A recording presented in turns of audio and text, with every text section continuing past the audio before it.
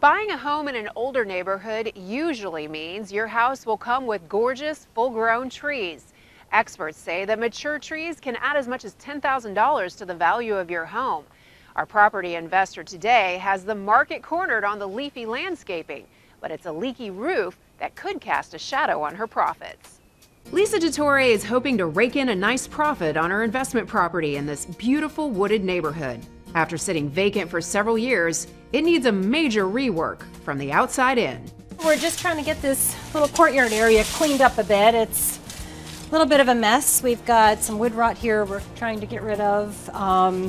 Put some more plants in here and just try to fill it in.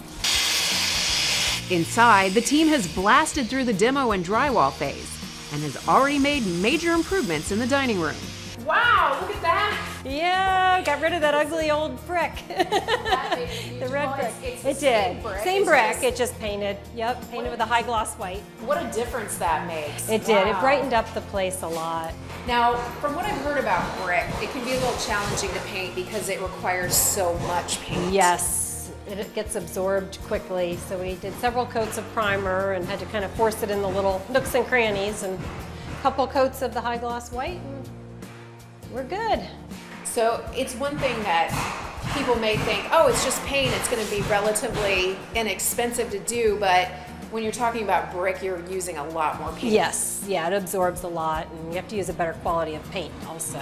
The wood paneling in the family room has been removed, and the future on this flip is looking bright.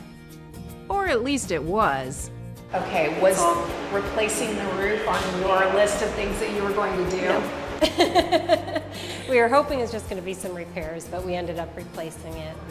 Once we got into it, we found it was even more extensive than what we had originally anticipated. We thought it was just going to be replacing the flat roof, but we got in, lifted up some of the tiles, and found that they didn't have any plywood underneath, so they just put the tile on top of, basically on top of the 2x4s. So we had to remove all the tile, and we had to put plywood down. How much did that end up costing? I think we ended up spending about $12,000 on the roof. $12,000. Wow. Yeah. On top of that, it took another $2,000 to get rid of the mold and water damage caused by the leaky roof. All told, those repairs ate up more than 20% of the original $65,000 renovation budget. The team will likely have to take a step back on at least one high design project they had planned. We might have to cut back in other areas. We originally thought about putting glass on the staircase, taking down the drywall, but we might end up having to leave that and just paint that. All the flooring, all the cabinetry. We built a false wall here so that we can have the cabinets go from floor to ceiling. Okay. What kind of cabinetry will you be putting in We're going to do a white shaker style. Lisa was hoping the back porch was going to be a breeze. The wood on the ceiling is in pretty good shape, but the fans are a little different story. They're a little different story. They kind of melted over time from the heat out here. Replacing those fans would have cost just a couple $100s, but the team discovered wood rot and will end up replacing the screens and the framing too. As we head upstairs, we see the second floor starting to come together. Okay, so there was carpet on the stairs, is that right? There was carpet on the stairs, correct. Okay. This is all going to be laminate now. Okay, Mm-hmm. all right. And you've done a little painting here. Yeah, I think it's just primer. I don't think they've been painted yet. Both bathrooms upstairs wound up needing a plumbing overhaul. We did take into consideration the age of the house, and it probably will need a repipe. And of course, we got in, and it did. The replumb added another few $1,000s to the already bloated budget. But Lisa says it's all part of the process. You're at the point now where there's really no turning back, so you've got more money in it than you expected. How do you handle it? Do you pull money out of savings? Do you? We just try to juggle things that we planned on doing here. You know, some of the little add-ons we hope to do, we might not be able to do, such as the glass on the staircase. We might have to leave that drywall.